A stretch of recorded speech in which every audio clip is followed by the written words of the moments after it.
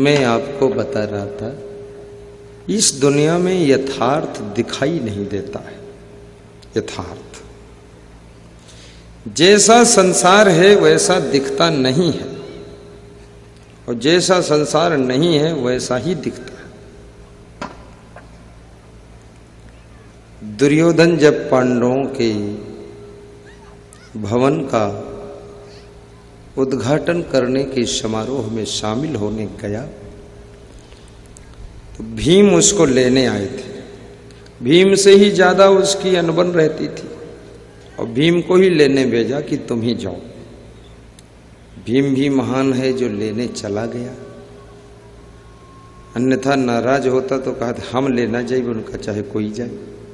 आजकल का आदमी तो एक बार नाराज हो जाए तो जिंदगी भर नाराज रहता, बहुत लंबे समय तक गुस्सा खींचते, और जितने लंबे समय तक तुम नाराज रहोगे, क्रोध में रहोगे, गुस्सा में रहोगे, आपकी बुद्धि का स्मरण घटता चला जाए, क्योंकि ये बुद्धि पर और लोड पड़ रहा है, फालतू लोड ला दे नाराजी का।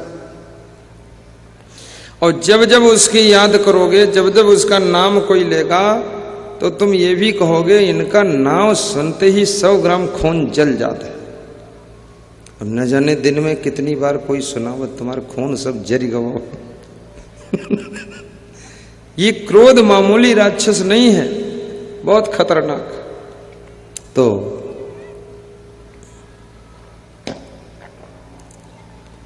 भीम ने कहा कि मेरे भ्राता, जहां पर जल दिखाई दे रहा है वहां पर थल है। ये भवन की फर्श ऐसी बनी हुई है, आप सोचिए उस समय विज्ञान कितना आगे रहा होगा। और जहां थल दिखाई दे रहा है वहां मेरे भ्राता जल भरा हुआ है। तो जहां जल दिखता है वहां तो निसंदेह रहो आप, चलते चलो चलते चलो। लेकिन जहां थल दिख रहा है वहां थोड़ा धोती ऊपर समेट लो। उस समय लोग धोती पहनते थे, पेंट नहीं पहनते थे। पेंट तो अंग्रेजों ने पहना दिया है, तो पेंट भी बुरी नहीं है। अरे कुछ पहिरो ठीक है, लेकिन नंगे ना हो जाओ। भविष्य में तो संभावना ये भी है कि लोग नंगे हो सकते हैं। टेलर भी फ्री हो जी है कि अब कौन कपड़ा सिली जब नंगे धड़ंग घूमत लोग। कितनी विदेशी औरतें नंगी हुई गई। मैं तो देख आया वहां हांगकांग में देखा और इंडोनेशिया में देखा। विदेशी औरतें, विदेशी आदमी 80% नंगे हुई गए। टेलर भी रोवत है कि अब क्या होने वाला है। अब जानवर कपड़ा सी की के कपड़ा सी बताओ। मनुष्य और जानवर में अंतर क्या है? नंगे होना कोई बहादुरी है? अगर बहादुरी है तो तुमसे बहादुरी ये पशु पक्षी जानवर सुअर कुत्ता ये सब नंगे हैं, ये तो बहुत सबसे पहले से नंगे चल रहे हैं, तो ये तो बड़े महान हैं, बड़े बहादुर हैं। अरे मनुष्य की महानता है वस्त्र धारण करके अपने अंग प्रत्यंग और मर्यादा में रहना, वही मनुष्य की महानता है। बहुत धीरे ताली बजी, लगत है लोग नंगे हो यहाँ ही हो। थोड़ा जोर से बजाओ, बहुत काहे शर्माते हो। मर्यादित कपड़े पहनना,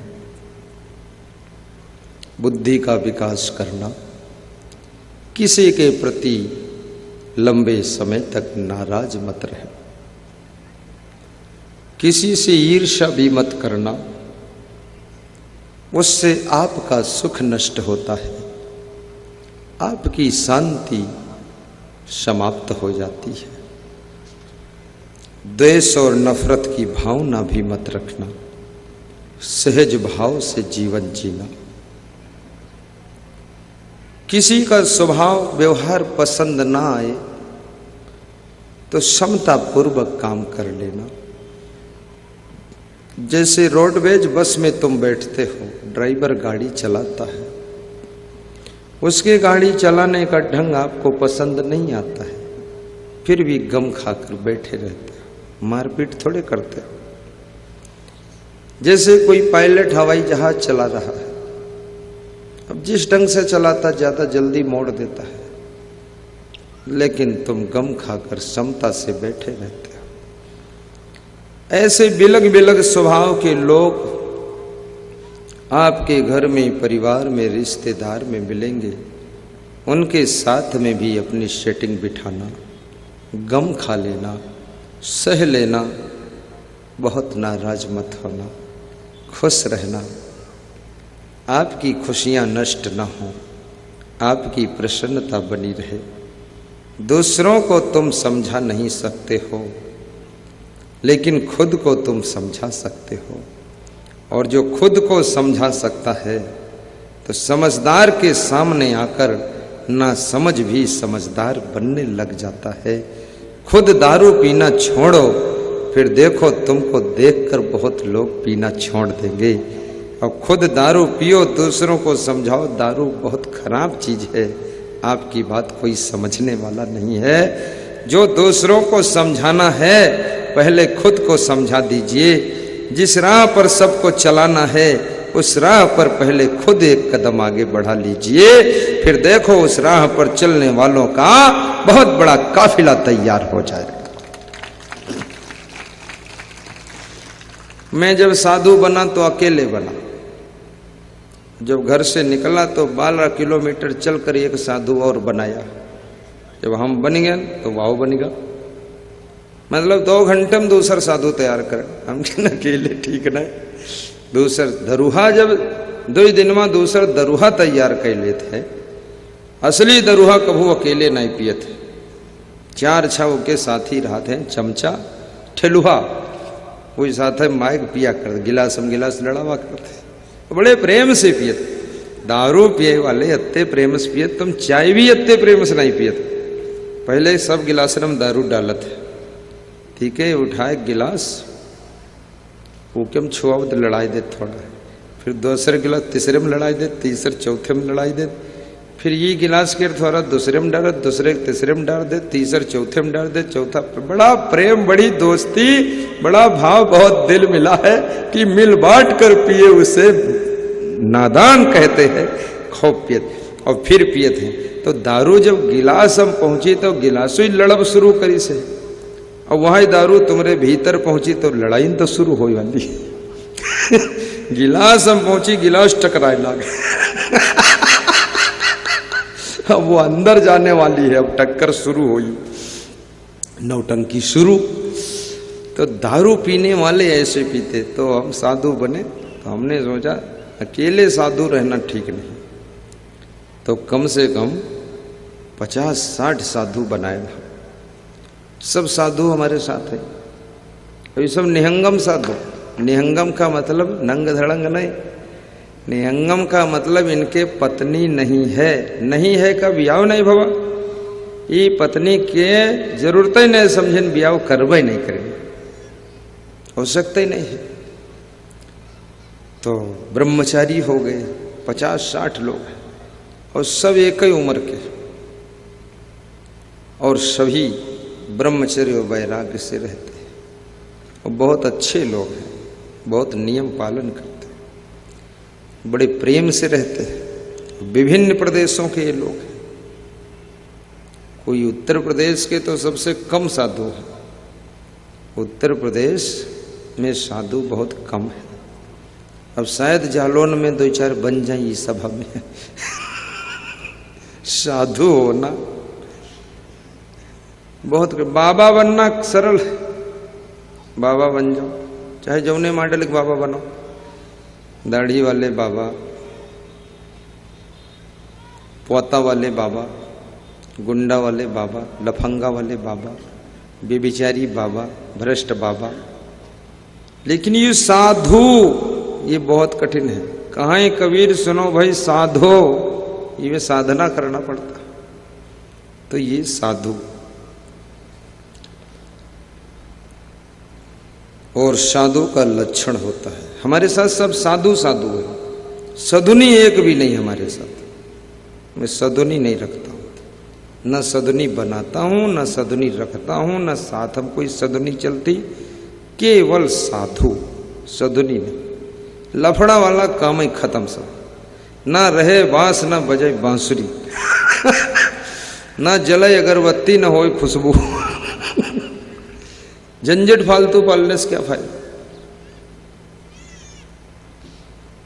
ये मेरा जीवन आपको बता दिया मैंने, बहुत पवित्र जीवन। और कोई नशा भी नहीं, कोई व्यसन भी नहीं।